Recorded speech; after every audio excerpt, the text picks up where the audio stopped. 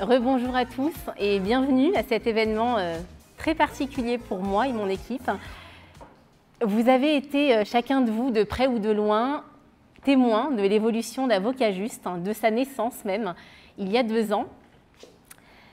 En 2023, optimiste comme je me suis donné comme mission, avec mes confrères, de rendre le monde un peu plus juste.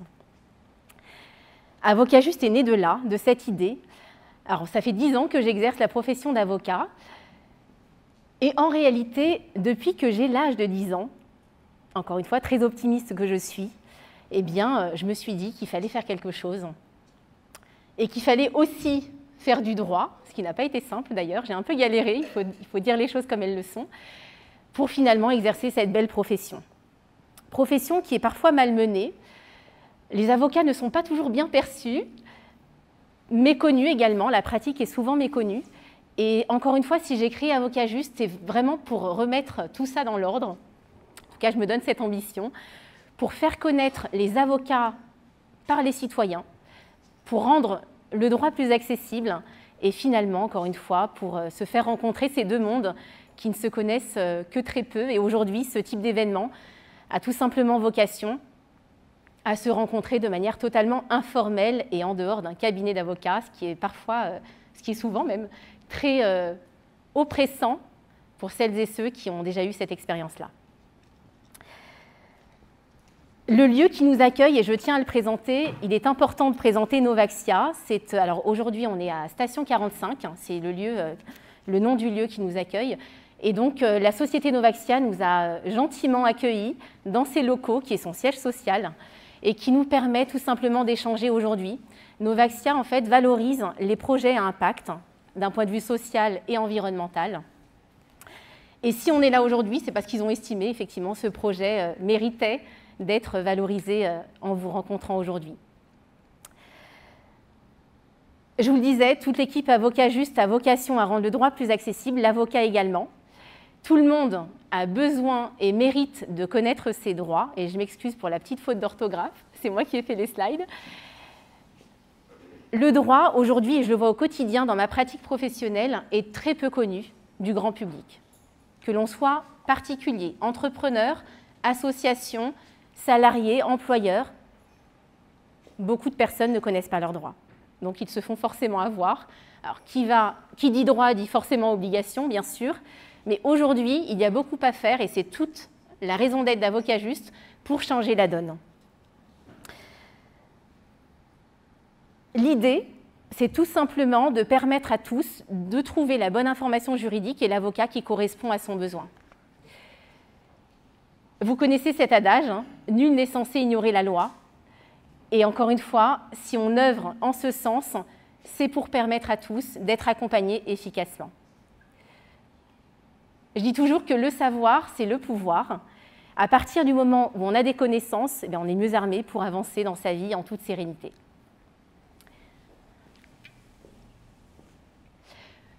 Aujourd'hui, j'ai le plaisir d'être accompagnée par Ifa Cocheteux, qui est juriste en protection des données et qui va tout simplement nous faire un état des lieux de l'accès au droit aujourd'hui en 2025. Comme je vous le disais, il reste encore beaucoup de choses à faire. Ifa va nous faire un petit topo du plus précis sur le sujet et puis on abordera la suite de notre programme après son introduction. Je vous demande de l'accueillir.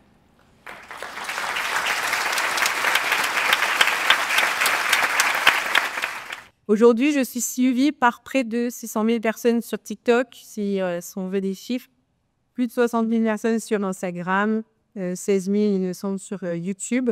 Et c'est pour ça que je venais vous faire un topo de l'accès au droit. Voilà. Je suis aujourd'hui pour vous rappeler à quel point les avocats sont nécessaires sur les réseaux sociaux. Et pour cette confiance, je remercie Maître Salvador Lagate pour m'avoir laissé un espace de parole. Depuis quelques années, nous observons une complexification croissante de notre système juridique, l'inflation normative, la multiplication des réformes, parfois successives sur un même domaine, la technicité accrue des textes. Tout cela contribue à éloigner le citoyen du domaine. Et nous avons besoin de renforcer l'accompagnement juridique, pédagogique et qu'il soit adapté. Dans le même temps, les attentes des justiciables ont évolué, ils sont plus informés, plus exigeants, plus attentifs à la réactivité et à la personnalisation du conseil. L'accès au droit, s'il est bien pensé et investi, devient un véritable levier de confiance, de visibilité et de différenciation. L'accès au droit n'est pas uniquement l'accès à l'avocat, mais également l'accès à l'information fiable, contextualisée et compréhensible. Cela suppose de sortir d'une posture de détenteur parfois de savoir pour adopter celle d'un pédagogue, d'un partenaire. Il ne s'agit pas de simplifier à outrance, toujours, mais d'expliquer, d'illustrer, de rendre les enjeux clairs, plus concrets, et cette dimension est essentielle, car un client qui comprend mieux ses droits et ses obligations est un client plus impliqué, plus confiant et qui percevra mieux la relation avec son avocat. Et cette dynamique suppose de s'adapter aux nouveaux canaux de communication et d'information. Site internet du cabinet, on le sait, blog juridique, newsletter, mais présence également sur les réseaux sociaux et le mal-aimé du grand public, TikTok. C'est là que se déroule aujourd'hui la première prise de contact avec beaucoup de clients, en tout cas beaucoup de procès. Tout dépend des domaines également, mais j'en parlerai davantage plus tard. Ce qui s'y joue est déterminant. La qualité de la publication, la rigueur des contenus, notre capacité à rendre accessibles des questions complexes, c'est désormais les éléments clés de la réfutation. Nous devons également être conscients des limites de cette communication. La vulgarisation ne remplace pas le conseil juridique personnalisé et elle ne doit jamais induire en erreur sur la portée générale d'une information. En tant que créatrice de contenu et notamment de vulgarisation juridique, je peux vous dire que nous sommes attendus sur notre capacité à anticiper les interrogations, mais aussi sur notre humilité à reconnaître ce qui dépasse le cadre d'une information générale. Il est indispensable de rappeler que l'accès au droit, ce n'est pas un simple outil de communication, c'est un engagement au cœur de la mission du service public et de la justice. Et si on prend le préambule du serment d'avocat, nous avons beaucoup d'avocats parmi nous aujourd'hui, ça oblige à l'indépendance, la probité, à l'humanité, mais aussi à participer à la diffusion de la connaissance juridique. Et ça participe à la responsabilité collective envers l'état de droit et l'égalité des citoyens devant la loi. Et donc, je tenais à préciser 5 raisons que je vais évoquer avec vous aujourd'hui. Résultat de retour d'abonnés sur mes différents réseaux sociaux, parce que oui, j'ai fait un petit sondage quand même avant de venir aujourd'hui, de pourquoi est-ce que nous avons besoin d'avocats sur les réseaux sociaux. Parce que peut-être que certains d'entre vous n'ont pas la réponse à ces questions. Donc, pour aborder ces 5 points, donc pour l'accessibilité, la compréhension du droit, le partage d'actualités et de solutions adaptées pour contrer la désinformation et favoriser la représentativité. Le premier argument, celui de l'accessibilité au droit. Combien de sources avons-nous utilisées depuis qu'on a commencé le droit? Lorsqu'on cherche un article puis son interprétation jurisprudentielle pour répondre à un cas pratique, conseillez vos clients, vous vous documentez dans des cols et des bases de données. En tant que professionnel de droit, ces exercices de recherche juridique vous sont presque facilités car vous connaissez, vous savez les utiliser. Et qu'en est-il du citoyen lambda qui s'intéresse à ses droits? Où peut-il chercher? Comment peut-il accéder à ces sources? Sont-elles compréhensibles? Non, ChatGPT n'est pas suffisant pour avoir une information complète.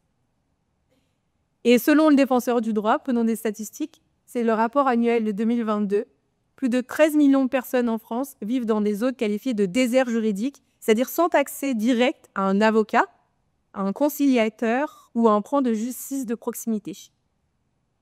Et par ailleurs, le baromètre du Conseil national des barreaux révèle que seuls 26% des Français estiment savoir à qui s'adresser en cas de questions juridiques. Donc la solution d'un avocat présent sur les réseaux sociaux peut composer, c'est cette facilitation d'accès, c'est l'une des solutions. En tant que professionnel, lui permettait à Etios d'être 2 fois plus visible. Vous offrez gratuitement une information d'ordre juridique et vous la simplifiez pour que son accès ne soit ni conditionné par l'âge, l'origine, le niveau d'étude, ni le temps disponible qui est prêt à consacrer le justiciable à la recherche de cette source. Le deuxième point, la seconde raison évoquée, c'est que vous permettez une meilleure compréhension du droit, vous avez compris. Cette fameuse adage, fiction juridique, nul n'est censé ignorer la loi. L'ignorance du texte en cause ne permet pas d'échapper à la sanction. On l'évoque pour rappeler l'absence de sécurité juridique dont sont victimes les citoyens, les justiciables. Les règles posées par la jurisprudence et les rédactions des textes sont complexes. Il y a bien trop d'articles législatifs et ce n'est pas les professionnels de droit que je vais apprendre ça. Et pourtant, le 16 décembre 1999, le Conseil constitutionnel a érigé l'accessibilité et l'intelligibilité de la loi en tant qu'objectif à valeur constitutionnelle. Et donc, l'inintelligibilité, l'obscurité des normes sont, selon le Conseil d'État, dans son rapport public qui date de maintenant une vingtaine d'années, une menace pour l'état de droit.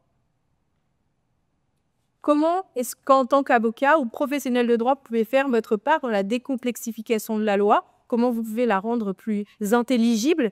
L'une des solutions est de commencer par la rendre compréhensible à tous, car elle est pour tous.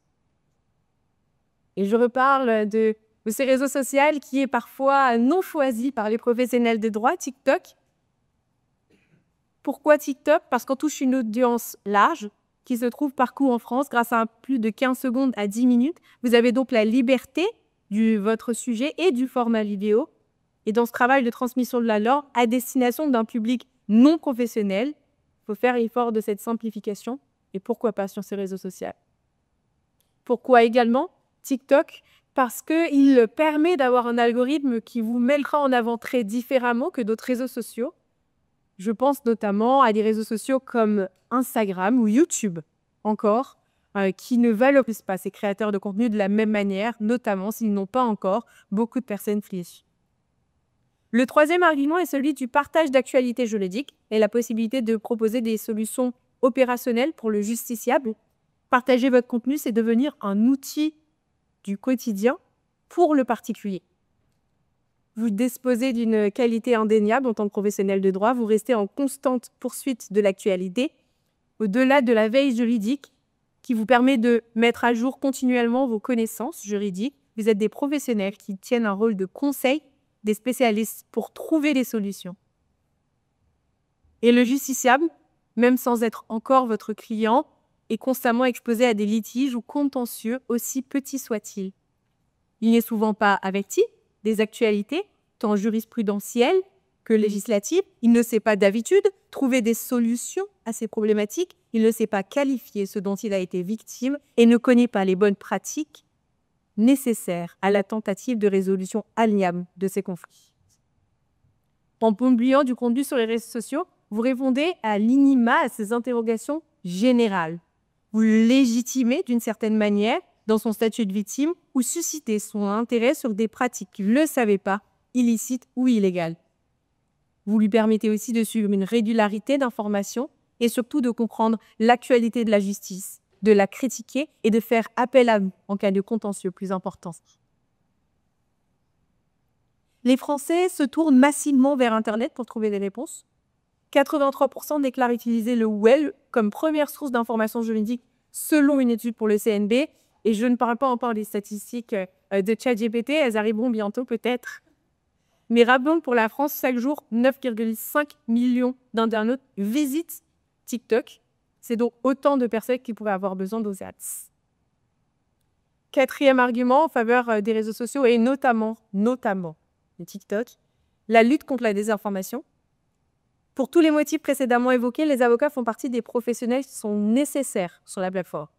Les internautes sont plus enclins à faire confiance à des experts sur ces sujets car ils n'ont ni le temps ni la capacité de faire la différence entre les vraies et les fausses informations, et les vrais et les faux professionnels d'ailleurs. Leur autonomie numérique leur comporte un risque majeur, l'errance juridique, la désinformation. 73% des personnes disent ne pas savoir évaluer la fiabilité des informations juridiques trouvées en ligne. 73%. Vous êtes donc le premier et d'authentification de l'information, un premier relais informatif sur une plateforme de divertissement. Cinquième argument, et je finirai par celui-ci, Le critère qui semble le plus essentiel aujourd'hui, c'est la représentativité et l'image de l'avocat. Les réseaux sociaux peuvent permettre de véhiculer une image plus réaliste et représentant de la diversité des professionnels du métier. Et vous autonomisez par la même occasion le référencement naturel de votre cabinet. D'après le baromètre annuel du CNB, oui, je choisis beaucoup le CNB en exemple puisqu'il y a beaucoup d'avocats. 68% des Français souhaiteraient que les avocats communiquent plus régulièrement sur l'actualité juridique, notamment les réseaux professionnels, blogs, newsletters et réseaux de support. Et saviez-vous, même le CNB a réalisé une campagne de publicité de grande envergure avec France TV et Brut afin de valoriser l'expertise de l'avocat. Le bas mot de Paris est sur TikTok, donc pourquoi pas vous? Chers avocats, nous avons besoin de vos voix sur les réseaux sociaux. Les justiciables et les créateurs de contenus de droit doivent se diversifier. Nous ne pouvons pas représenter l'étendue de la pluralité des métiers, des personnalités et créer des vocations sans les nôtres. Je vous remercie de m'avoir écouté. Merci beaucoup, Issa. Super introduction sur le constat de l'accès au droit. Pour les confrères et consoeurs qui sont là, vous savez ce qu'il vous reste à faire. Hein. Principalement, je pense, prioriser TikTok. Alors moi, j'y suis déjà. Effectivement, ça change effectivement la donne. Et franchement, je vous invite à vous abonner à la chaîne Géomancis Média. Parce qu'au-delà des avocats, on a effectivement, c'est aussi le sujet du jour, c'est normal. Mais franchement, des juristes comme Issa, il en existe aussi trop peu. Donc c'est vraiment à valoriser. Ton profil est génial. Et vraiment, je vous invite à la suivre parce qu'elle donne de super conseils. Elle est toujours au top de l'actualité. Donc ça méritait encore une fois d'être mise en avant. Merci beaucoup. Encore une fois, je vous invite à l'applaudir. Merci à toi. Et on retrouve Issa tout à l'heure pour la table ronde. Alors, chez Avocat Juste, et encore une fois, moi, je suis ravie de voir des personnes comme Issa qui ont finalement les mêmes références. Eh bien, le droit, on est convaincu de ça, le droit ne doit pas être réservé à une élite. C'est pour cette raison qu'on a mis en place depuis 2 ans. Et avant de parler de l'avenir, j'aimerais parler de ce qui s'est passé. C'est la meilleure façon, selon moi, d'avancer. Je vous l'ai dit, le quotidien de millions de Français, Issa vous l'a dit, le problème principal est de trouver la bonne information juridique et l'avocat qui correspond à sa problématique. Avocat Juste, c'est tout simplement un réseau d'avocats de confiance que j'ai mis en place. Pour tout vous dire, ce sont des avocats que je sélectionne moi-même, puisque l'idée, c'est aussi d'avoir des personnes qui rejoignent les valeurs de la plateforme et du réseau que j'ai créé en 2023. Donc, tout simplement, comme je vous l'ai dit, parce que nul n'est censé ignorer la loi, on utilise différents formats pour cela. On a créé un podcast, on en est au 2e épisode. L'idée, c'est vraiment de parler, de faire se rapprocher l'avocat et le citoyen. Donc, c'est moi qui interviewe, je prends la casquette de journaliste. J'interviewe tant des justiciables, j'ai interviewé un entrepreneur. Récemment, Laetitia, qui est une des avocates du réseau Avocat Juste. On a organisé, chaque année, on organise d'ailleurs au mois d'avril un sommet virtuel de l'accès au droit, qui est gratuit. Pendant 5 jours, vous avez un avocat qui présente une thématique très concrète en vous donnant tout simplement des conseils que vous pouvez activer et actionner dès après ce webinaire qui dure 1 heure. Le festival unique, vous nous voyez en photo, c'était le 17 mai dernier. On a des partenariats qui nous permettent d'avoir une visibilité. Et en l'occurrence, unique, ça a été créé par Diversity Days, qui est une association d'égalité des chances. Donc encore une fois, si on dit qu'on œuvre pour un monde plus juste, c'est aussi, on a tendance d'ailleurs, je le dis parce qu'on a tendance à dire et à voir l'avocat comme celui ou celle qui veut absolument faire payer la moindre minute de son temps. Et vraiment, chez Avocat Juste, on n'est pas comme cela, et vous le voyez à travers nos actions bénévoles, puisqu'encore une fois, l'idée, c'est de rendre le monde plus juste, et je ne le répéterai jamais assez. Les réalisations, elles sont aussi liées à des bandes dessinées, puisque notre objectif, c'est aussi de sensibiliser les plus jeunes à l'accès au droit, notamment sur l'une des thématiques du harcèlement scolaire. On a créé une formation en ligne gratuite, là aussi, que vous pouvez trouver sur nos réseaux, et en tout cas sur la plateforme Avocat Juste, et sur nos réseaux sociaux d'ailleurs, parce qu'on y est. L'idée, c'est encore une fois, de stopper malheureusement ces suicides que l'on tait finalement, qui ne sont pas suffisamment, en tout cas, mis en avant, puisque c'est une réalité pour nos jeunes qui se retrouvent face à des situations de harcèlement scolaire. et personne n'est là pour eux. Donc encore une fois, je considère que les avocats sont les mieux placés pour les accompagner. On a été effectivement également mis en avant par le village de la justice. J'ai eu la chance de faire partie des personnes qui font le futur du droit. Et récemment, je vous donne l'information, on a été soutenu par la BPI. Là aussi, c'est un dossier pendant 9 mois, donc j'ai dû être dessus pendant ce temps pour obtenir un soutien financier pour avancer plus vite sur le projet. Puisqu'encore une fois, c'est un projet, et je vous l'exposerai juste après, il y a tellement de choses à faire qu'il faut y aller étape par étape, et effectivement, il faut être soutenu, parce que c'est vrai que, alors je vous le dis aussi, je vous donne un peu les coulisses, j'ai tout autofinancé, j'ai créé la société en parallèle de mon cabinet, et le moindre euro que je gagnais d'un côté, je le mettais de l'autre, parce que j'y crois tellement que c'était important pour moi. Aujourd'hui, je vous donne l'information, et c'est là où on posait la question tout à l'heure de ce que je vais annoncer. C'est là où je vous annonce qu'une nouvelle version de la plateforme va sortir dans quelques jours. Je vous invite à nous suivre sur les réseaux de toute façon pour voir quelle est la date précise. Je ne l'ai pas encore aujourd'hui, mais l'idée, elle est toute simple. Elle est de vous permettre, comme sur Google, de taper votre requête en langage naturel, ce qui va tout simplement vous faire arriver sur un réseau d'avocats, donc des profils d'avocats, qui vont vous permettre, encore une fois, qui correspondent à votre problématique précise. Vous avez effectivement également du contenu. Parce que je vous l'ai dit, vous pouvez parfaitement avoir besoin d'un contenu totalement gratuit qui va vous sauver votre problématique sans forcément aller jusqu'à prise de rendez-vous avec l'avocat. Donc on est vraiment dans cette dynamique-là. Donc très prochainement, on va avoir cette nouvelle version. L'idée, c'est quoi? C'est de remettre l'humain au cœur de notre action. Les avocats seront présentés en format vidéo. J'imagine que tous, alors autant que vous êtes, que vous ayez déjà fait l'expérience ou pas, quand on choisit un avocat, entre deux avocats qui font du droit fiscal ou qui font du droit de la famille, sur quoi finalement, sur quelle base on les choisit? Eh bien moi je considère que c'est sur la base de la personnalité de l'avocat. C'est sur la base, comme le disait d'ailleurs IFA, on a besoin d'en connaître un minimum, ce qui passe également par les réseaux sociaux, pour faire le choix de l'avocat qui nous plaît personnellement, en termes de personnalité, dans son approche, dans ses valeurs, et ça c'est important pour nous. C'est aussi clairement ce que j'ai constaté dans ma pratique. L'idée, c'est également d'intégrer une messagerie. Avant d'avoir son rendez-vous avec son avocat, on a des pièces à lui échanger. Il faut savoir, et je ne sais pas si vous en avez conscience, mais les avocats, tous comme nous sommes d'ailleurs, nos boîtes mail sont la cible de hackers.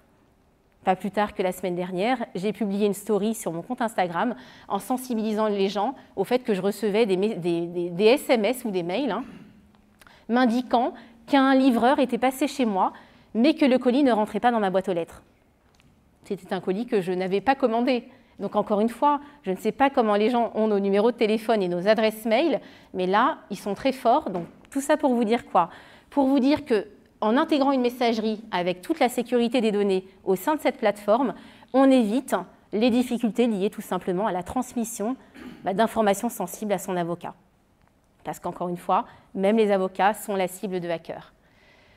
Donc tout ça va venir. Si on en est là aujourd'hui, malheureusement il n'a pas pu venir, Eduardo était censé venir, il a eu un impératif personnel, c'est grâce à Eduardo et une autre personne que je vous présenterai par la suite, mais Eduardo est développeur à l'école centrale Supélec, et si on en est là encore une fois sur cette nouvelle version que vous allez prochainement découvrir, eh bien c'est parce que tout simplement je suis bien entourée, on ne pourrait jamais rien réussir seul, c'est à partir du moment où on a une équipe que l'on peut avancer efficacement. Donc je vous le disais, je vous invite à suivre nos actualités sur les réseaux sociaux pour connaître notamment la date de la sortie de la prochaine version. Désormais, alors il faut savoir que si on a choisi ce sujet de la table ronde de l'IA, c'est précisément parce qu'on est convaincus, on est nombreux à l'être, que nous sommes à un tournant. Le monde juridique change, l'exercice professionnel par l'avocat va être bouleversé. C'est déjà le cas, mais ça va être encore plus le cas dans les prochaines semaines, prochains mois. Et aujourd'hui, en tant que citoyen, vous-même, vous allez voir la pratique qui consiste pour vous à aller chercher des informations juridiques et à avoir un lien avec votre avocat va être également bouleversée. Donc on a choisi avec mon équipe de traiter le sujet de l'IA et de l'accès au droit pour vous permettre, et IFA l'a très bien dit, ChatGPT ne résout malheureusement pas tous les problèmes, ce serait bien trop facile. L'avocat a une déontologie à respecter, c'est tout l'intérêt aussi de ces années d'études que l'on fait.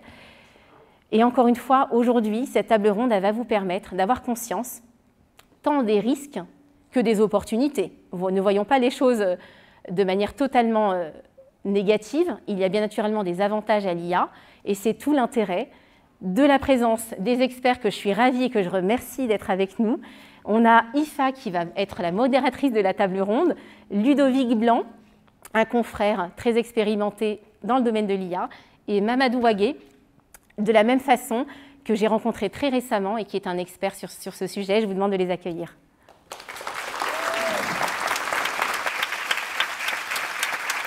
Mon rôle aujourd'hui, c'est de guider la conversation, d'assurer qu'on aborde les différentes facettes du sujet. Je ne vais pas le mettre en même temps oublié, sinon il ne va pas avoir les personnes qui interviennent. Donc, je souhaiterais d'abord commencer par la présentation de Ludovic Blanc, tu es un avocat engagé donc, dans l'évolution de la profession. Tu as 5 ans d'exercice dans le cabinet d'avocat Lige. Tu es installé à ton compte depuis 2017. Tu as créé Obo Avocat en 2023 et tu pratiques le droit social et accompagnes les employeurs. Tu es très sensible à la place de l'avocat sur le marché du droit et tu invites des avocats à s'emparer des innovations et des nouvelles technologies. L'attractivité de l'avocat, c'est un sujet qui t'anime particulièrement et ton cabinet, le 10, est un espace de travail partagé dédié aux avocats sur le modèle du coworking avec un souci particulier au bien-être de tes résidents. Est-ce que j'ai bon? Parfait. Donc oui, c'est tout à fait juste. C'est tout à fait Oui, juste. merci. Et bien, enchantée. Merci d'être avec nous aujourd'hui. Je vais également présenter Mamadou Wagué. J'ai bien prononcé le nom? Exactement. Génial. Tu es diplômé de l'école de droit de Sciences Po Paris et titulaire d'un master 2 Affaires publiques de l'université Paris 1 Panthéon-Sorbonne. Tu as fondé le cabinet de conseil LEAID, LEAD, Exactement. pour accompagner les startups sur leur stratégie de développement IA. Tu as accompagné les cabinets d'avocats internationaux d'un point de vue de l'expertise juridique et du business. Et tu as occupé des postes stratégiques au Conseil national des barreaux et au ministère de l'économie et des finances. C'est bon? C'est parfait. Parfait. Donc, on va commencer dans une première partie par l'état des lieux. Est-ce que, Mamadou, tu peux donner un aperçu de quelques cas d'usage de l'IA dans le secteur juridique, s'il te plaît? C'est parfait. Bon, très bien. Bonjour à tous. Merci beaucoup de me permettre de parler devant vous aujourd'hui. Je travaille avec pas mal de startups qui développent des IA génératives en France. Est-ce que vous m'entendez bien? Vous m'entendez mieux? Oui, ok. Du coup, bonjour à tous. Alors, les cas d'usage qui fonctionnent en IA générative, je vous ai fait une petite liste en représentation. C'est grosso modo des retours du marché et des éditeurs qui développent des solutions aujourd'hui qu'on a pu tester auprès d'utilisateurs qui sont des professionnels de droit. On en a quelques-unes qui fonctionnent très très bien. Aujourd'hui, ce qui marche vraiment bien, c'est tout ce qui va être automatisation de tâches un peu répétitives. Par exemple, vous recevez plein de mails ou de messages de nos clients. Il faut pouvoir traiter toutes ces informations hyper rapidement, reclasser les documents pour savoir ce qui s'est vraiment passé, faire le tri entre le vrai et le faux, entre ce que votre client vous dit et ce que les informations contenues dans les documents sont. Du coup, l'IA générative le fait beaucoup mieux que nous, de façon beaucoup plus performante et beaucoup plus rapide. On a tout ce que c'est recherche juridique intelligente. C'est grosso modo quand vous avez des bases de données, Dexis, Tados, etc. Là, du coup, c'est beaucoup plus capant, ça va beaucoup plus vite. On va pouvoir, grâce au langage naturel, avoir des questions un peu plus poussées. Et là, on a quand même des outils qui fonctionnent plutôt bien. Je vais pas tous les faire un par un, mais grosso modo, on a 5 ou 6 cas d'usage qui fonctionnent assez bien. Il y en a un qui m'avait beaucoup surpris et qui est peut-être le cas d'usage le plus important pour les avocats aujourd'hui, c'est la traduction juridique. La traduction juridique est vraiment celle qui est en tout cas la feature ou le use case qui est le plus apprécié par les avocats aujourd'hui en France. Et toi, Ludovic, qu'est-ce que tu aperçois l'impact de l'IA dans ta pratique quotidienne en tant qu'avocat? Oui, absolument. En fait, comme l'a dit Mamadou à l'instant, Et juste pour rebondir sur la traduction juridique, comme tu l'as dit tout à l'heure, je suis du droit du travail, qui est un droit plutôt français, plutôt national, avec une clientèle qui se nationale. En plus, je fais vraiment des négociations de conventions collectives, donc il n'y a pas beaucoup d'anglo-saxons dans l'histoire. Donc c'est des syndicats d'employeurs et de salariés. Donc j'ai très peu d'anglais. Récemment, une entreprise américaine m'a été recommandée, et donc alors je parle un anglais Netflix, hein. Je dis assez rapidement en visio à mon interlocuteur, qui est new-yorkais, je lui dis, écoutez, je n'ai pas l'habitude de travailler par écrit en anglais, mais en transparence, et je pense qu'on y reviendra un petit peu plus tard, je vais travailler en français, qui est d'ailleurs une langue très reconnue dans le monde pour l'aspect juridique, et je ferai des traductions, alors en respectant un certain nombre de choses dont on reviendra aussi plus tard, et je vais tout traduire via l'IA. Ça permettra effectivement moi de travailler dans ma langue et donc avec l'aisance qui est la mienne dans la matière, et de faire traduire l'ensemble des choses immédiatement, sans passer effectivement par des traducteurs. Étant fait, je conseille des entreprises de traduction à côté, un peu gêné, mais bon, il m'empêche que c'est effectivement une révolution de ce point de vue-là. Ça permet aussi d'accélérer grandement effectivement le traitement d'un certain nombre de dossiers. Donc c'est plutôt là-dessus que je vois des vrais changements dans nos activités aujourd'hui.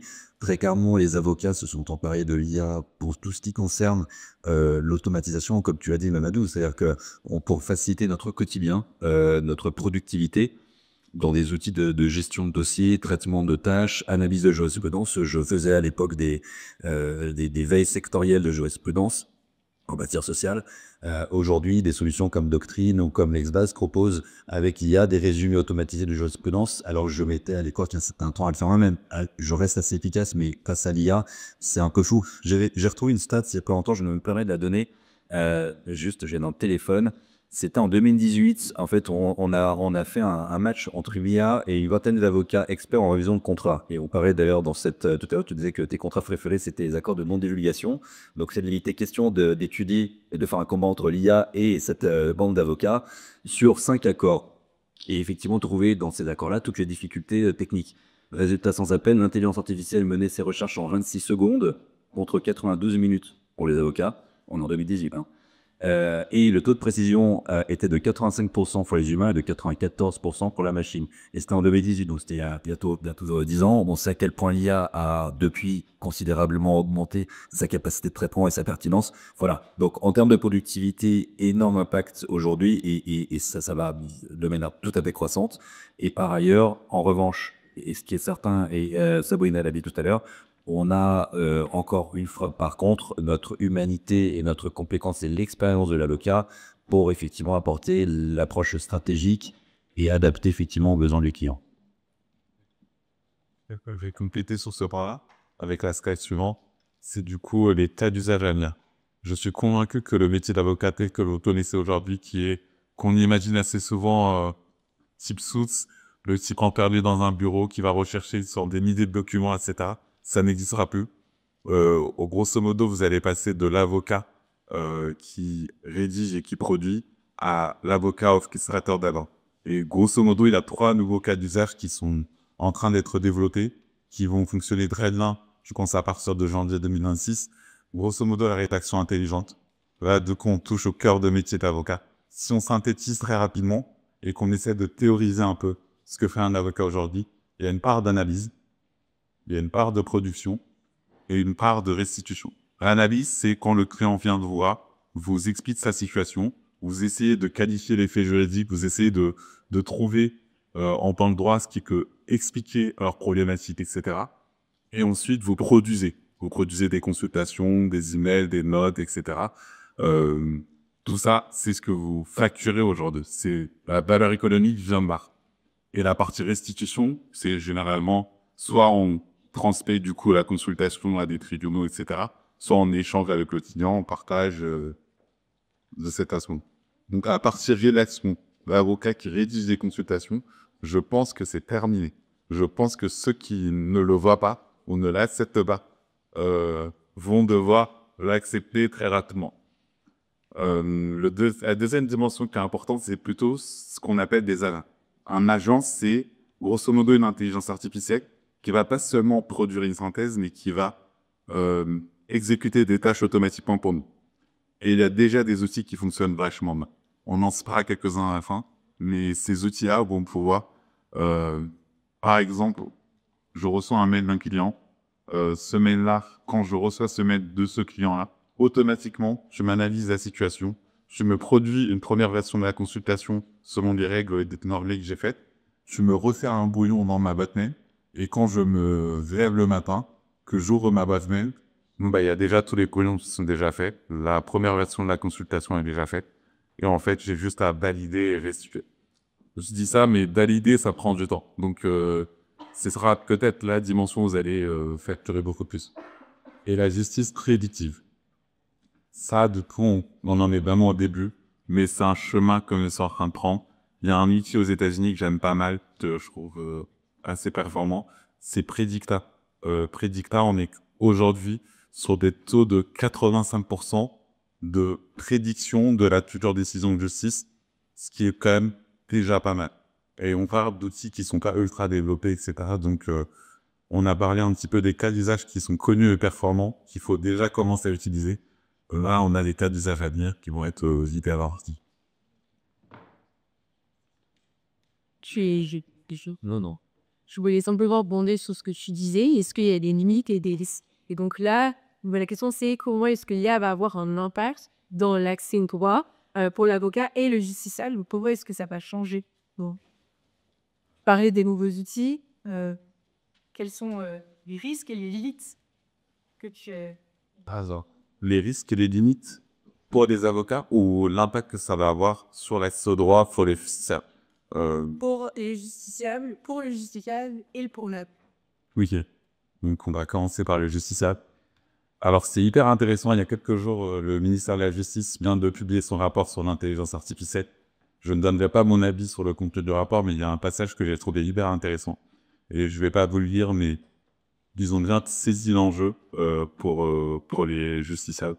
On va avoir l'accès au droit est reconnu officiellement comme un vrai enjeu. Tout le monde comprend que ça va avoir un impact significatif sur le travail des magistrats, sur la place morale de justice qui fonctionne, sur le métier des avocats. Et on a déjà des exemples récents d'outils ou de solutions qui sont proposés par le marché pour répondre à cette situation. Il y a un programme que je trouvais pas mal, c'est celui qui est proposé par Thomson Reuters aux États-Unis, qui va fournir directement son outil CoConsent à des particuliers et à des associations.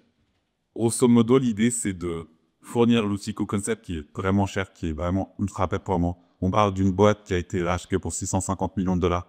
Donc, l'accès au droit, c'est un vrai sujet aux États-Unis.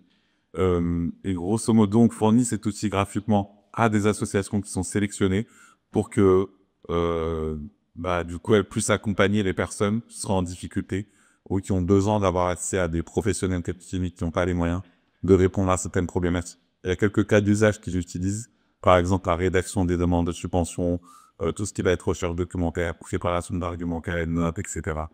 Je trouvais ce programme-là intéressant parce que ça nous montre déjà un premier exemple de ce qui existe aux États-Unis.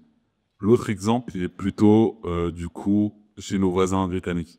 Le premier cabinet vraiment 100% IA a été validé. Grosso modo, ce qui se passe, c'est que l'avocat, il y a une IA qui va travailler à sa place pour toutes les demandes simples des particuliers ou des petites entreprises. Et en fait, du coup, ils facturent ça pas très cher pour répondre facilement aux besoins des gens. Et ça, je pense qu'aussi, c'est probablement une piste pour beaucoup d'avocats individuels de probablement réfléchir à avoir une partie d'IA qui va traiter, en tout cas, première phase, toutes les demandes qui en sont, et ensuite consacrer son temps, son énergie à des cas et des situations beaucoup plus complexes. Ça, c'est pour les... Peut-être que je répondrai plus tard pour les avocats. Je vais rebondir sur ce que tu viens de dire à l'instant parce que un de nos confrères assez illustre, Thierry Vickers, qui est un ancien président du Conseil national des barreaux. Pour ceux qui ne le connaissent pas, le Conseil national des barreaux, c'est notre instance nationale de gouvernance de la profession que connaît bien Nonadou. Et donc, il a présidé cette instance et notre confrère Thierry Vickers a écrit un livre en 2014, si je ne m'abuse, sur la grande transformation des avocats. Il avait une assez belle image à l'époque. Il comparait la prestation juridique d'un avocat, admettons une consultation juridique, à une chaîne composée de plusieurs maillons. Et il estimait que les premiers maillons étaient ceux à la plus faible valeur ajoutée et les derniers étaient ceux à la plus forte valeur ajoutée. Donc, où se trouvait vraiment l'expertise juridique, l'expérience de l'avocat, son conseil personnalisé. Et à l'époque, ils disaient ça pourquoi? Parce que c'était l'avènement des smart contracts, qui était déjà à l'époque une révolution dans la profession, où pas mal de confrères se sont inquiétés de l'arrivée de cette nouvelle technologie qui s'est accompagnée d'ailleurs de nouveaux entrants dans le marché du droit qu'on a longtemps appelé pour certains d'entre nous, quand je dis nous, les avocats, les braconniers. Pourquoi les braconniers? Parce que ce sont des startups, des man avocats qui sont arrivés sur le marché avec des gros moyens, avec de la techno.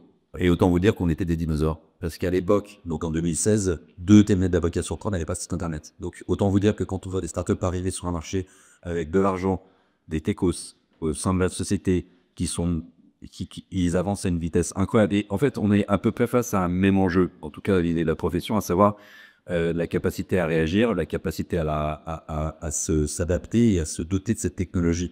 Il est bien évident qu'à l'époque, les smart contracts nous ont rogné la première partie de la prestation, donc cette fameuse chaîne a été le premier maillon de la prestation de l'avocat.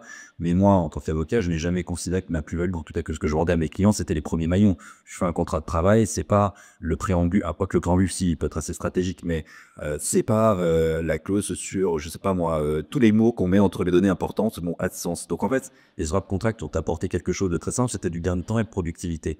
Et la plus-value, les ordonnances Macron, quand elles sont sorties, annexées aux ordonnances Macron, on avait des modèles de l'aide de licenciement. Certains m'ont dit, ah là là, je vais plus travailler. Alors que les ordonnances Macron et les modèles en question, il y a un gros bloc au milieu qui est les motifs du licenciement qu'il faut compléter au cas par cas. Et c'est évidemment là-dedans que le rôle de l'avocat lorsqu'il conseille l'entreprise pour structurer un licenciement, je donne cet exemple comme ça, mais c'est là que se joue effectivement la plus-value de l'avocat pour effectivement qualifier des faits cautifs, le cas échéant, pour effectivement les traduire en une lettre de licenciement qui se tienne.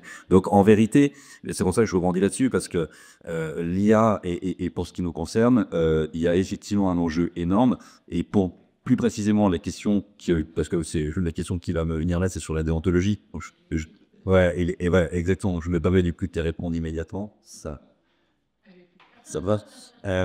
Donc on en a dit un mot tout à l'heure, tu l'as dit toi aussi dans ton intervention et Sabrina aussi, de la transparence dans l'utilisation, je crois, effectivement de l'IA. Il faut quand même savoir qu'on n'a pas d'obligation particulière à ce jour, si ce n'est qu'on a notre déontologie, ça a été rappelé. On a donc un certain nombre de grands principes à respecter dans notre relation au client, parce que la déontologie a deux objectifs: de régler les situations de l'avocat vers le justiciable et les avocats entre eux, grosso modo. Je simplifie, mais donc vis-à-vis du client, on a un certain nombre d'obligations, et il me semblerait effectivement qu'au titre de nos obligations générales, on doit avoir effectivement un souci de transparence et d'indiquer au client quand on se sert effectivement de l'intelligence artificielle dans ses process. Peut-être plus dans ses process de production juridique que dans les process d'organisation interne, parce que ça, je pense que chacun fait comme il veut. Mais dès lors que ça touche à la prestation juridique, il me semblerait normal de le faire. La loi bioéthique de 2021, si je ne m'abuse, a prévu l'obligation pour des professionnels de santé de préciser à leurs patients lorsqu'ils utilisent l'intelligence artificielle. Donc il y a peut-être des choses à récupérer de ce point de vue-là. On a par ailleurs, dans l'utilisation de l'IA en tant qu'avocat, un certain nombre d'autres obligations qui sont communes à un certain nombre de personnes, mais en tout cas, pour ce qui concerne notre déontologie, c'est, j'en parlais tout à l'heure avec mon fameux client américain, je ne mets pas des données sensibles protégées par ce secteur professionnel dans un compte versus une IA, effectivement, dont on en reviendra tout à l'heure sur dans cette petite liste, on ne sait pas forcément où sont les serveurs, on ne sait pas forcément quelles sont la conservation de ces datas, leur réutilisation derrière. Donc, il faut faire très attention évidemment au respect du secret professionnel, donc de toutes ces données sensibles que nous sommes, dont nous sommes récipiendaires et finalement les gardiens. Et attention aussi évidemment au contrôle, et ça c'est notre devoir de compétence et de conseil, de vérifier ce que nous dit l'IA. Ça me rappelle ce cas, peut-être que vous en avez entendu parler, c'était il y a quelques années, mais il n'y a pas très longtemps, c'est 2023. C'était avant que ChatGPT fasse sa première révolution. Le confrère Schwartz, un New-Yorkais, qui s'est retrouvé devant un juge à New York pour un petit conflit de code de la route, je crois. Et il a fait ses conclusions via ChatGPT. Il se présente devant le magistrat, il pète son dossier. Et le confrère l'arrête immédiatement, il dit, mais en fait, confrère, toutes vos jurisprudences sont de fausses jurisprudences, n'existe pas. Le magistrat lui dit, mais qu'est-ce que c'est que cette histoire? Et donc là, le confrère, un petit peu penaud en regardant ses pieds, j'imagine, a dit, j'ai fait toutes mes conclusions sur l'intelligence artificielle, je n'ai pas vérifié. Et justement, à l'époque, j'ai interrogé de la ChatGPT sur ce cas-là, et il m'a sorti un truc à la fin qui était assez génial. Je dis, mais tu te rends compte quand même que tu as donné de fausses informations à cet avocat? Et il m'a rétorqué quelque chose que j'ai trouvé absolument génial. Il m'a dit, oui, mais celui-ci a une déontologie qu'il doit respecter, et dans cette déontologie, il doit respecter la source des informations qu'il utilise pour un dossier. Et il a donné la réponse adéquate, c'est-à-dire que l'avocat a cette obligation, effectivement, dans son devoir de compétence, qui fait partie de sa déontologie, de vérifier la fiabilité des informations qu'il utilise pour défendre un dossier. Et ça, effectivement, entre les hallucinations, je pense que tu en diras peut-être un mot, la persona des IA qu'on va utiliser, on a des risques majeurs, donc il faut évidemment être extrêmement vigilant dans l'utilisation en amont de l'IA et dans sa réutilisation en aval versus sa relation pied.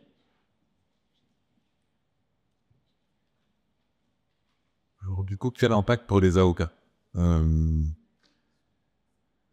pense que tout le monde le comprend aisément aujourd'hui. Il est très probable que les justiciables passent de moins en moins appel aux avocats sur les dossiers qu'ils traitaient déjà pas aujourd'hui.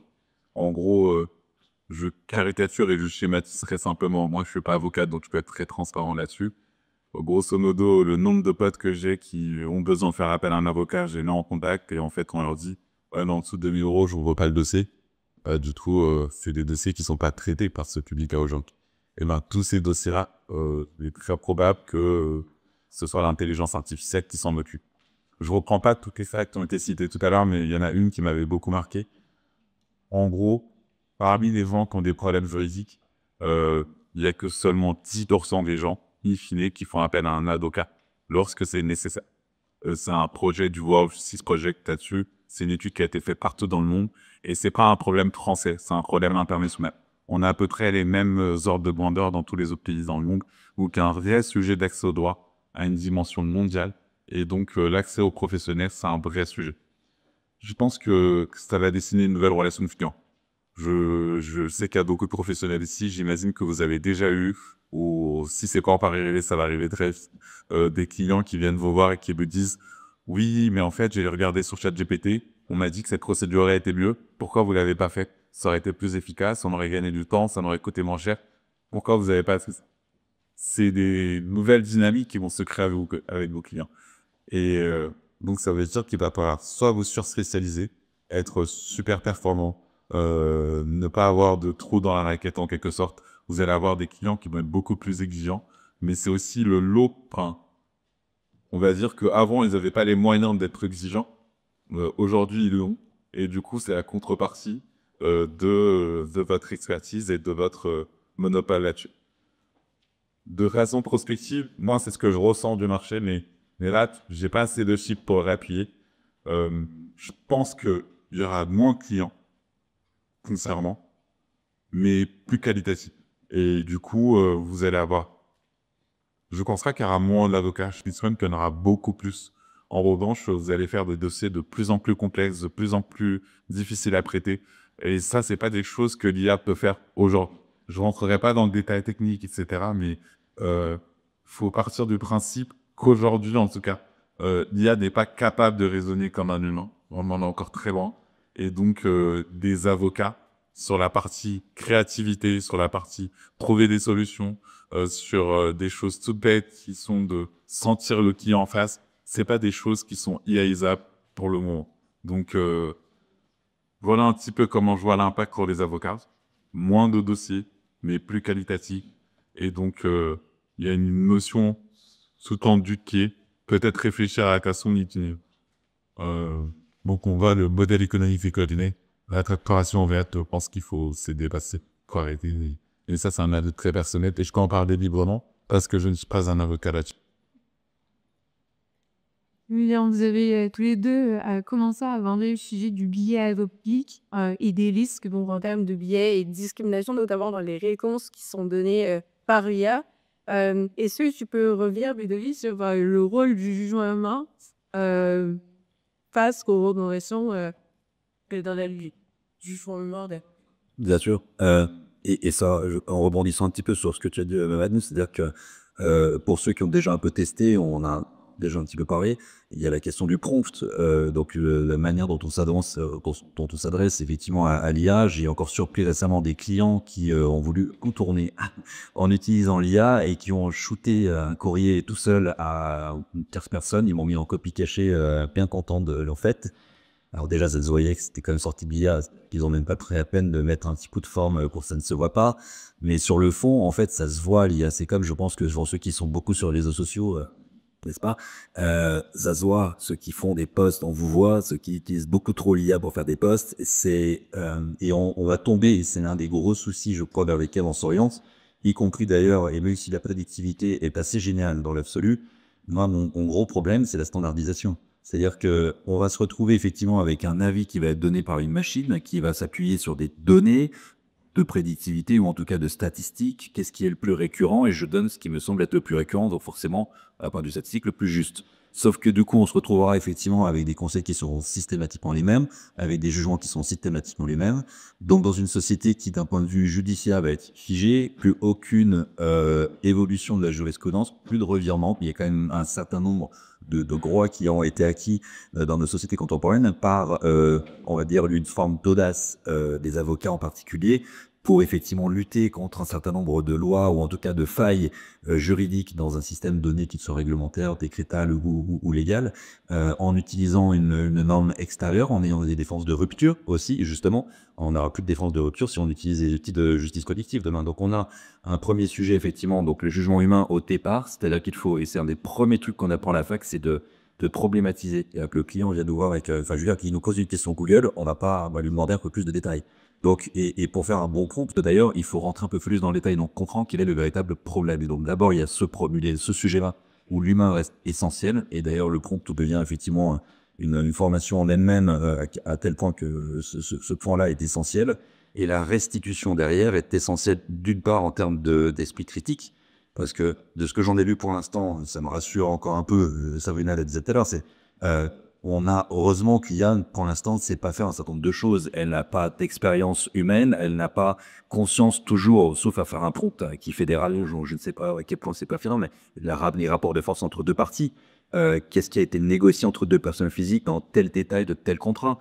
Je fais des accords de branche, j'en rédige avec des tournures qui ont été faites d'une certaine manière parce qu'on a négocié quelque chose dans un accord A et qui se retrouve dans une contrepartie dans un accord B. Il faut croiser les deux, il faut avoir cette historique, cette connaissance que n'a pas à ce stade la machine.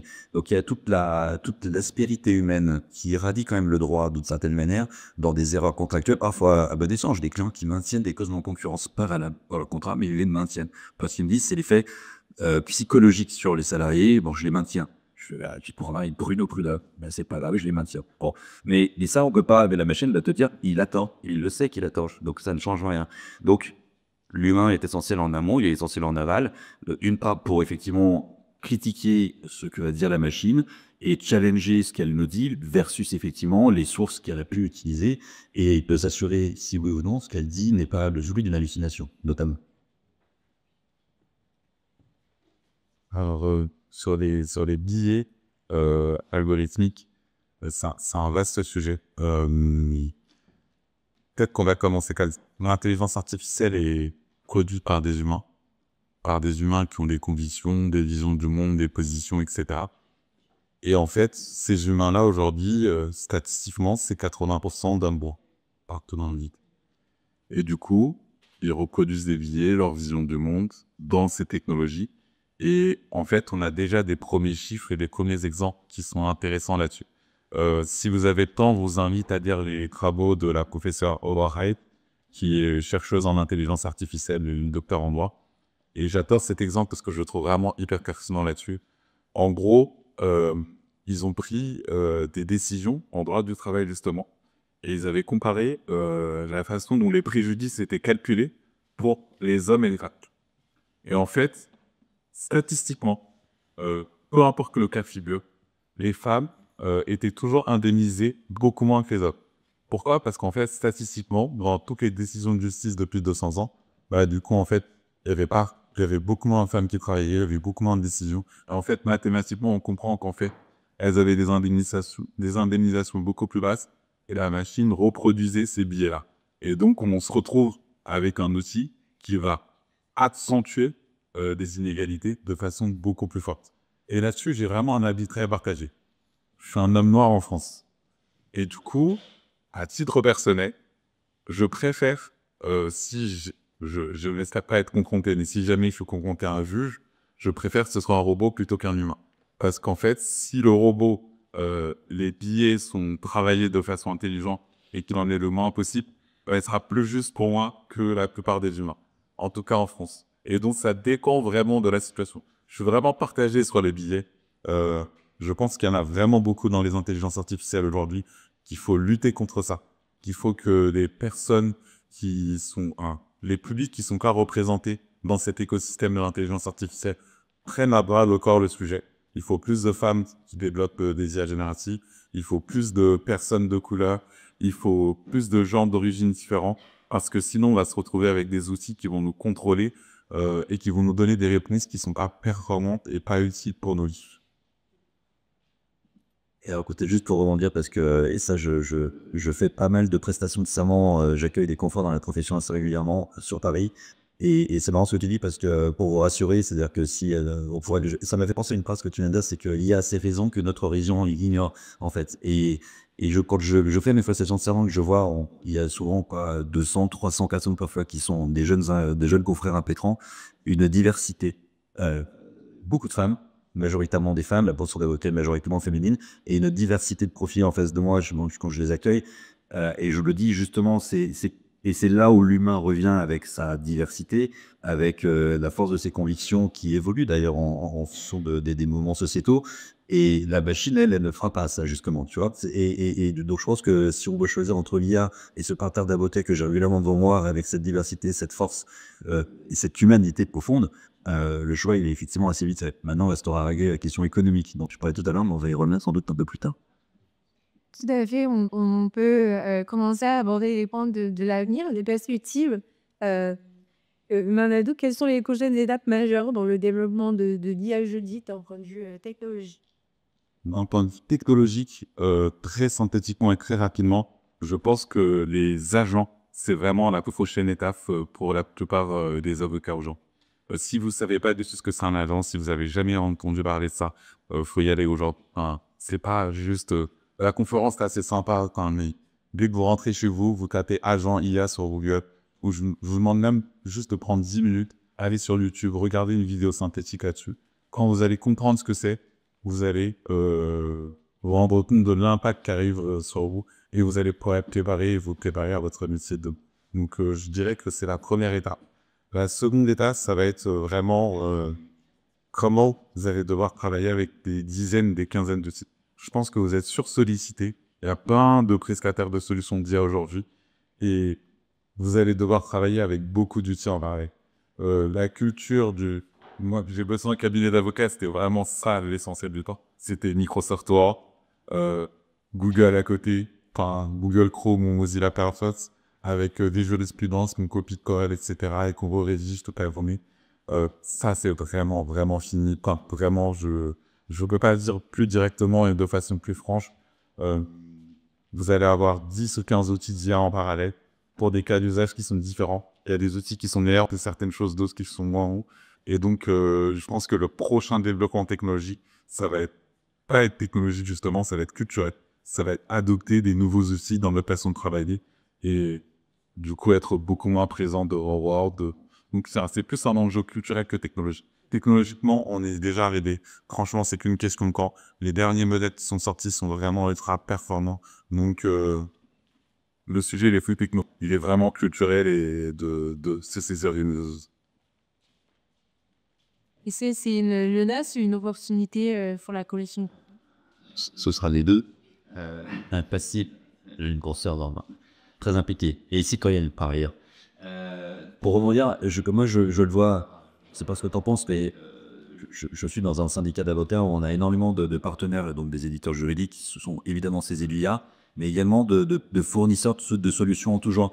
Et il y en a un, ça faisait une éternité qui était à nos côtés, et ça fait quelques années que je me suis dit, tiens, il faudrait quand même que j'aille voir ce qu'il fait. Vous savez, c'est les solutions liées au vocal, à la parole. Et j'ai toujours été très content de taper. Moi, j'adore taper, etc. Enfin, j'avais l'impression que c'était super cool. Et puis progressivement, WhatsApp, les notes vocales. Au début, je détestais ça. Et puis finalement, c'est quand même pratique. Dans la rue, de la synthé vocale, ça va quand même très très vite. Et après, tu te dis, mais si je l'appliquais dans mon quotidien de travail. Et à partir de là, il y a des solutions aujourd'hui qui sont remarquables. C'est-à-dire que ils sont allés dans un développement eux aussi via l'IA et un certain nombre d'autres, nouvelles technologies. On peut être dans un train. Et en fait, le micro entend. Donc en fait, même en chuchotant très très bas, le micro entend, ça frappe dans le clavier. Et demain, je vois quoi? Je vois limite s'il doit être encore un écran, parce qu'avec des lunettes connectées maintenant, ça va être encore autre chose. Des lunettes remplies qu'on dit enlève-moi toutes les publicités qui ne m'intéressent pas, sauf plutôt que dans les spectacles d'un tel, si jamais les places sont disponibles. Les dernières actualités, donne-moi les plus importants, clac clac, ça parle. Trie-moi les mails dans ton dossier, les documents pièces jointes, tu me mets dans mon drive, etc. Ouvre-moi un courrier en réponse à un tel, et je pense que ça, c'est Minority Report. Et donc vraiment, je pense qu'on est à deux doigts.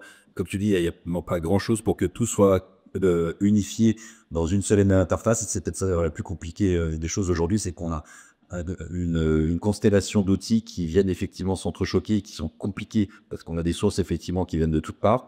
Mais donc, oui, un défi, parce qu'il faut se saisir de tout ça et ne pas laisser le train passer sans qu'on le prenne en route pour la profession d'avocat.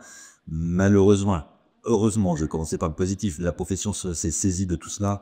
Des études ont été menées au CMB, le CMB est déjà depuis quelques temps sur le sujet. Pour les écoles d'avocats, l'EFP, qui est donc l'école parisienne, l'EDAC aussi le fait Versailles, et les RAGE notamment, j'en oublie peut-être d'autres, mais en tout cas j'ai connaissance de celles-là.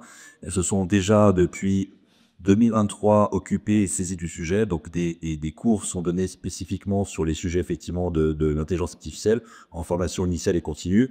Le CNB avance, mais il est vrai peut-être de manière peut-être trop lente par rapport à la vitesse de l'évolution en même temps, ça va pas très très vite. Donc c'est compliqué. Je discutais ce matin encore avec la directrice de l'école de l'EFB qui me disait, mais d'ailleurs il faudrait que le CNV ne fiche pas un programme de formation précis sur l'IA parce que ça va trop vite. Donc dès lors qu'un programme serait figé, il serait dépassé dans les mois qui suivent. Donc l'année scolaire qui suit, c'est déjà l'autre quoi. Donc un défi véritablement pour s'assouplir le plus possible vis-à-vis il faut s'emparer de l'outil. Elle me donnait une statistique qui peut être assez effrayante d'ailleurs sur l'EFB. Ils ont un peu sondé les élèves avocats qui sont censés donc être jeunes et on a l'idée que les jeunes sont nécessairement nés avec la nouvelle techno et donc l'adoptent naturellement. En fait, il y a 3 blocs dans les élèves avocats aujourd'hui. Il y a ceux qui n'en ont à peu près rien à faire. Alors eux, je sais pas, qu'est-ce qu'ils diront rapidement. Le deuxième bloc, environ 30% aussi, eux, ils en ont peur. Alors eux, je pense que c'est un travail de pédagogie effectivement à faire, où leur expliquer comment fonctionne la machine, alors c'est très complexe d'un côté, mais c'est finalement assez simple aussi, quels sont les risques, etc. Du point de vue du traitement, nous, de l'utilisation du IA, c'est d'un point de vue déontologique et professionnel, c'est tout à fait jouable. Et le troisième bloc est celui qui va s'en emparer, qui s'en empare déjà, avec qui s'en empare de telle sorte que, ils sont parfois en stage, dans des gros cabinets ou pas, et qui seront même leurs petits outils dans leur coin pour aller plus vite dans les travaux qu'on leur demande en cabinet, sans le dire forcément au cabinet. Alors qu'il y a une charte au niveau de l'EFB notamment qui est signée, que si mes élèves avocats pour dire je n'utiliserai pas l'IA dans les devoirs que je dois faire en tant que stagiaire dans un cabinet d'avocat. Bon. Mais au Sabonnet, tu as quand même 3 blocs. Et que dans les 3 blocs, il y en a qui sont en fiche et d'autres qui en ont peur. C'est quand même les 2 tiers. Et donc, c'est pas simple. Donc, on voit bien effectivement qu'il y a un défi. Il y a une opportunité très claire, on l'a dit tout à l'heure, en termes de productivité, et puis productivité, pas forcément pour gagner plus, justement, mais on y vient tout doucement encore, mais on vient tout doucement à la question économique. Parce qu'en fait, on peut aussi se dire, si je travaille plus vite et que j'ai pas besoin de gagner plus que ce que je gagne déjà, et ben je me libérer du temps de vie perso. Famille, sport, loisirs, association, avocat juste, développer des solutions pour rendre le droit plus accessible, etc. Donc en fait, tout ça est extrêmement vertueux. Il faut juste effectivement que la profession, à Paris en tout cas, on est très en avance là-dessus, je crois, et il faut vraiment qu'on continue. Mais on a un bâtonnier élu qui sera Alors déjà, le actuel, Claire Hoffman, a fait énormément de choses sur l'intelligence artificielle en mettant à disposition des confrères des outils gratuitement pour les plus petits cabinets d'avocats. C'est assez génial parce qu'en fait, ça nous permet à Paris, pour les petits cabinets, de tester l'IA sans que ça coûte rien sur une année, l'année en cours de 2025. Et je pense que ça a déjà permis à certaines personnes qui n'y croyaient pas de voir à quel point c'est puissant, potentiellement, en théorie, de mettre en pratique immédiatement. Et Louis de Gauss, qui est le bâtonnier élu, qui devient donc bâtonnier du barreau de Paris en janvier prochain, a un programme extrêmement intéressant sur l'IA et d'où je suis assez convaincu qu'on ne laissera pas passer le défi au niveau de la profession, hein, tout au moins sur Carlos. Est-ce que Mamadou fait des choses à ajouter? Je crois que le temps est compté dans nos échanges, notamment sur les 5 prochaines années. Sur les 5-10 prochaines années dans la profession de l'avocat? Quand vous nous attendre, notamment dans les locaux de l'État. Alors, j'ai pas entendu la question. Car sur les prochaines étapes du développement de l'IA, je l'ai dit, à quoi est-ce qu'on peut s'attendre sur les prochaines années? Alors, sur ça, je crois qu'on a répondu. Mais oui, je vais pas me répéter, on va. Je vais peut-être continuer plutôt sur ce que tu as dit, qui est important. Sur est-ce que c'est une menace, une opportunité? Il y a clairement. Moi, je suis convaincu, je bosse avec des boîtes qui développent de l'IA générative, donc je suis convaincu que c'est une opportunité énorme, que ça va avoir un impact positif sur nos vies à tous. Mais surtout, je pense que c'est un moyen qui va être hyper important pour la profession d'avocat en France, de reprendre peut-être le contrôle sur leur métier. Moi, ce que je constate en ayant travaillé au CNB pratiquement 3 ans au total, c'est que c'est une profession qui va pas dedans. C'est une profession qui est difficile, il y a des non-horaires, les gens sont hyper stressés. Enfin, c'est une profession qui va statistiquement pas bien. Et le nombre de femmes qui quittent la profession avant 10 ans barreau, c'est effrayant. Ça veut dire qu'il y a un vrai sujet de fou. Personne m'en parle. Moi, je suis pas politique, donc je peux en parler librement, mais je pense qu'il y a un vrai sujet de fond là-dessus. Et l'IA va peut-être permettre de rechanger un peu le narratif, de partir. Si on a plus de camps perso, si on traite plus facilement nos dossiers plus rapidement, on a plus de camps perso, on va peut-être pouvoir réfléchir à vraiment un équilibre vie pro-vie perso qui n'existe pas objectivement chez les avocats. Aujourd'hui, j'ai aucun pote avocat qui passe pas les samedis, dimanches, donc a priori, peut-être que j'ai une déformation pro vu que je bosse avec des cabinets avocats américains, mais c'est vrai qu'il y a un vrai sujet de front là-dessus. Je pense que c'est une grosse opportunité pour cette profession si elle se saisit bien, au bon niveau, de faire la façon intelligente. Et de toute façon, je peux pas le dire plus directement que ça. Ceux qui s'en saisissent là aujourd'hui vont être remplacés très rapidement. Enfin, vous avez grosso modo 6 mois, 1 an devant vous. Mais... Non, mais c'est vrai, quand on tire de... Je sais que les gens me le disent pas, ils me disent... Moi, ce qui l'énerve, c'est quand j'entends les développeurs du type, ceux qui développent des IA génératives qui disent non, mais ça va pas vous remplacer, ça rend aussi de productivité. C'est du bullshit. En fait, si le but, c'est de te remplacer. Donc, soit t'es meilleur et on te remplacera, soit tu laisses assez train et en fait, tu regardes derrière et t'es plus là, quoi. Est-ce que vous avez des choses à ajouter sur l'aspect économique ou autre avant qu'on passe aux questions? Parce qu'il y a un seul des questions. Ouais, alors peut-être juste rapidement sur l'aspect économique, parce qu'on a brièvement parlé. Il est évident aussi que, alors, ça pose, et alors, je suis tout à fait d'accord avec toi, c'est-à-dire qu'il y a un flot de lieux communs sur l'IA, on en parle énormément depuis déjà des mois et des mois, donc on a entendu sans cesse nous rabâcher une chose. Je suis d'accord avec toi, il y a des choses qui ne sont pas dites pour des raisons politiques. J'en partage un certain nombre. Pour le reste, il y a un point qui n'est pas suffisamment abordé à mon sens, c'est la question de la question que pose l'IA en tant que nouvel outil dans nos pratiques par rapport à nos modèles économiques de fonctionnement de cabinet, qui pose notamment la question de savoir comment est-ce qu'on vend aujourd'hui ou demain, dans 6 mois, dans 1 an, si on est encore là, nos prestations. C'est-à-dire que si effectivement c'est un robot qui a taffé toute ta vie pour nous sortir 3 projets qu'on refaçonne le matin en arrivant, comment je vends ça? Alors, il y a différentes manières. Certains sont encore au taux horaire, qui est c'est horrible pour les particuliers. Il y en a d'autres, mais je vais vous donner un exemple, un truc qui est assez parlant. Et je pense que la clé, en fait, c'est vraiment dans l'aspect finalement humain de la valeur de la prestation de l'avocat que la solution va résider.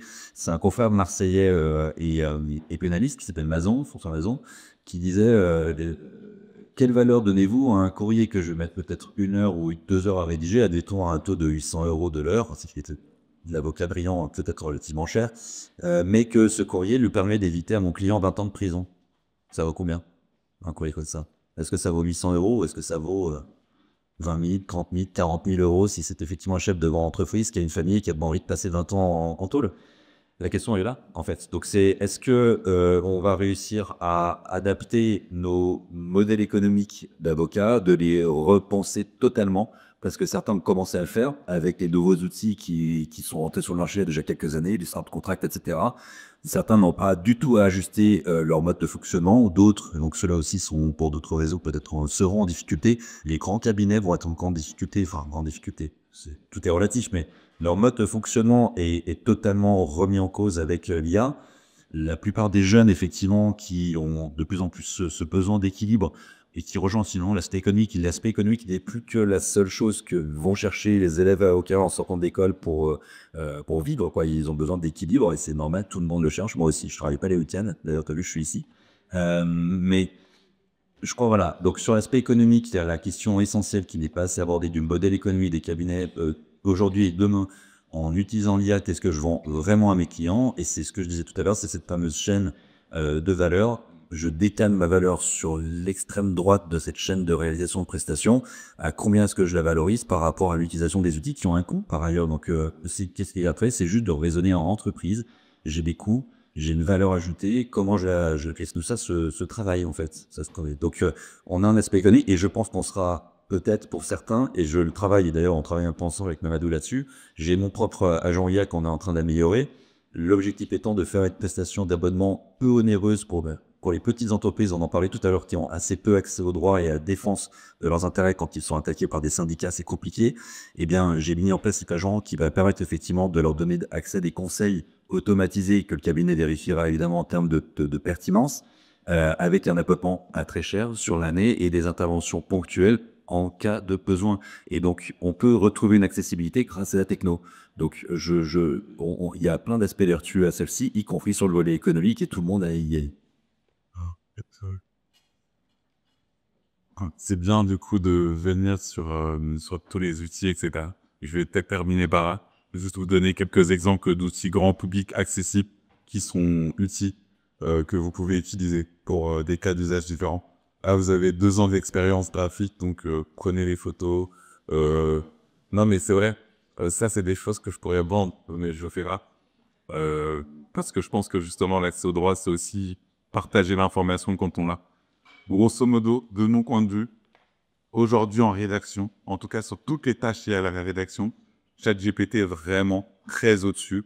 Et c'est pas juste ChatGPT, c'est les modèles de ChatGPT. Des modèles qui sont hyper bien. C'est 4.5 et O3, c'est vraiment incroyable. En termes de qualité et de rendu, après 2 ans d'expérience à l'utiliser comme un vrai assistant de rédaction, franchement aujourd'hui, ce que je prenais au début, en 2024, 4 ou 5 heures à faire. Ce que je connais 2-3 jours à faire en solo, je le faisais en 4 ou 5 heures il y a un an et demi. Maintenant, je le fais en 15 minutes. Parce que maintenant, il a ma base de données, un site de rédaction, etc. Et franchement, des fois, ça me fait flipper parce que j'ai besoin de faire un truc. Il le rédige tellement comme j'aimerais qu'il le rédige que du coup, je suis assez impressionné. Donc, sur la rédaction, il n'y a pas photo. Ce serait plutôt du ChatGPT. Générateur d'images, bon, vous avez tous vu les trucs Studio BDP, etc. qui nous exposaient. Je pense que c'est vraiment pas mal.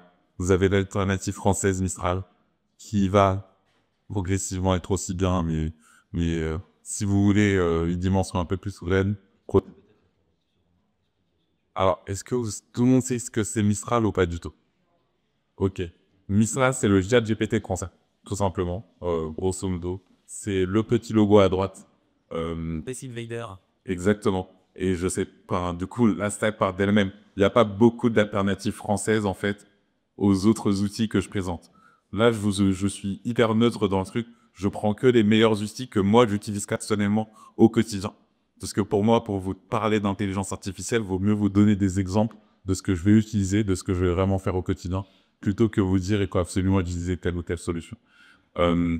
Claude, ça, c'est Anthropic, c'est plutôt du coup Amazon. C'est vachement bien pour le cas d'informatique. La plupart d'entre eux, car moi j'ai pas de formation de développeur, bah, avec Claude on peut vraiment faire des trucs très très bien et très très poussés. Il y a plein de limites que le juriste avait naturellement qui sautent aussi. Il y a plein de choses que vous faisiez pas pour vos clients que vous allez pouvoir faire demain. Des analyses beaucoup plus poussées. Parfois quand ils vous donnent des chiffres, vous n'y comprenez rien. Vous allez peut-être pouvoir leur proposer des astuces, des solutions, etc.